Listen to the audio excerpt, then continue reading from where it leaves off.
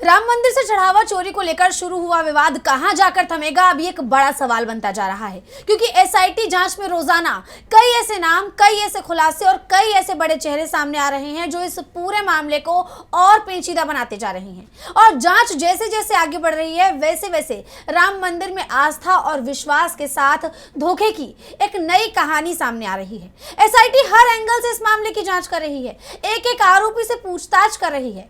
Police भी सभी गिरफ्तार आरोपियों के घर दबिश दे रही है, उनके परिवार से पूछताछ की जा रही है, उनकी संपत्ति से जुड़े मुद्दे की भी गहन पड़ताल जारी है। इसी कड़ी में बीते दिन यानी 3 जुलाई को राम मंदिर चढ़ावा चोरी के मामले में आरोपी अविनाश शुक्ला को लेकर पुलिस प्रतापगढ़ गई, क्योंकि ये प्रतापगढ़ का ही रहने वाला है। इसके घर से एक कार मिली है जो कि उसके भाई के नाम पर है, जिसे पुलिस ने कब्जे में ले लिया। इससे पहले इसके घर से कैश मिला था।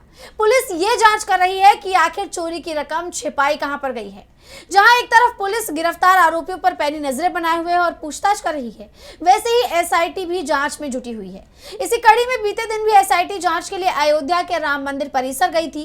दावा है कि कई कर्मचारियों से पूछताछ भी की गई। सबसे बड़ी बात, ट्रस्ट के लेन देन संबंधित दस्तावेज एसआईटी ने अपने कब्जे में ले लिए। पुलिस और एसआईटी की जांच के बाद कई बड़े खुलासे हुए। गिरफ्तार आरोपियों को लेकर भी कई बात सामने आई।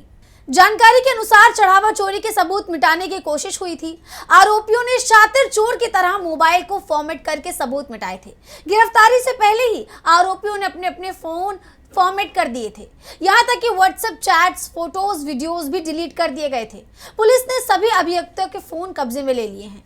राम मंदिर चढ़ावा चोरी का मुद्दा विपक्ष शुरू से ही उठा रहा था और निष्पक्ष जांच की मांग भी कर रहा था, जिससे सरकार घिरी हुई नजर आ रही थी। लेकिन अब बीजेपी के अपने लोग भी इस मुद्दे पर नाराजगी जाहिर करने लगे हैं और इस पूरे प्रकरण को दुर्भाग्यपूर्ण बताने लगे हैं। आपको याद होगा कि अभी हाल ही में बीजेपी नेता विनय कटियार ने मुद्दा उठाया था और उनके बाद आरएसएस का भी पहली बार इस मुद्दे पर आधिकारिक बयान आया था। आरएसएस के सह कार्यवाह दत्तात्रेय होसबोले ने इस घटना की कड़ी निंदा की थी और साफ कहा था कि जो भी दोषी पाया जाए उसे कड़ी सजा मिले। उनके जो भी का मतलब था कि अगर सरकार से जुड़े लोग भी इसमें शामिल हैं तो उन्हें भी कड़ी सजा मिले, ऐसे कयास हैं। जैसे ही बीजेपी और आरएसएस के लोगों ने इस मुद्दे की कड़ी निंदा शुरू की, वैसे ही विपक्ष ने अपने हमले सरकार पर और तेज कर दिए। इसी कड़ी में सपा प्रमुख अखिलेश यादव ने साफ कहा कि जब पानी गले तक पहुंच गया तब ये लोग बाहर आ गए हैं। अखिलेश यादव ने एक्स पर पोस्ट किया, आखिरकार सुरंग जीवियों को बाहर आना ही पड़ा क्योंकि अब अपयश का पानी सुरंग के गले तक भर गया है। फिर भी 140 करोड़ देशवासी और दुनिया भर के चंदा दान देने वाले सनातनी पूछ रहे हैं कि हर काम में आगे रहने वाले इस घोर गंभीर मसले पर खुद सामने क्यों नहीं आए, अपने से पीछे वाले को आगे क्यों कर दिया। क्या इसमें भी ये सोचकर साजिश की गई कि महापाप के दोष और जनाक्रोश से खुद को बचा लो और दूसरों को फंसाकर उससे सफाई दिलवा दो। जो षड्यंत्र जीवी रहे हैं अब तो वो आपस में भी एक दूसरे के मुखबिरी कर रहे हैं। बंटवारे की लड़ाई सारे राज खोल देगी। जो शातिर सेंध लगाकर बोरी भरकर सुरंग के रास्ते से बहुत दूर निकल गए, वो असली पापी याद रखें, जहां भूमिगत मार्ग खत्म होगा उसके अगले छोर पर सत्य उनके पापों की सजा देने के लिए प्रतीक्षा कर रहा है। सरकार को घेरते हुए अखिलेश ने साफ कहा कि इन्हें ना अयोध्या क्षमा करेगी, ना देश और ना प्रभु राम, जिसके खजाने को इन्होंने बेरहमी, बेदर्दी और बेशर्मी से लूटा।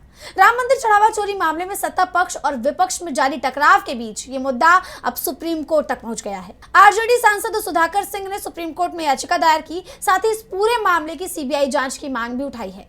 सांसद सुधाकर सिंह ने 3 जून को सुप्रीम कोर्ट में एक जनहित याचिका यानी पीआईएल दायर की, जिसमें अयोध्या राम मंदिर में चोरी की सीबीआई जांच की मांग के साथ साथ मंदिर ट्रस्ट को ये निर्देश देने की मांग की गई है कि वो 5 फरवरी 2020 को अपने गठन के बाद से मिले सभी तरह के चंदे, पैसे और कीमती सामान का पूरा ब्यौरा कोर्ट के सामने रखें, कोर्ट के सामने पेश करें।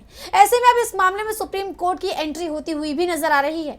इस बीच खबर है कि राम मंदिर के दान काउंटिंग सिस्टम में सुरक्षा और पारदर्शिता बढ़ाने के लिए बड़ा बदलाव किया गया है।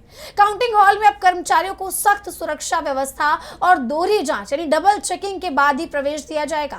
खबर है कि काउंटिंग कर्मचारियों के लिए अब नया ड्रेस कोड लागू किया गया है।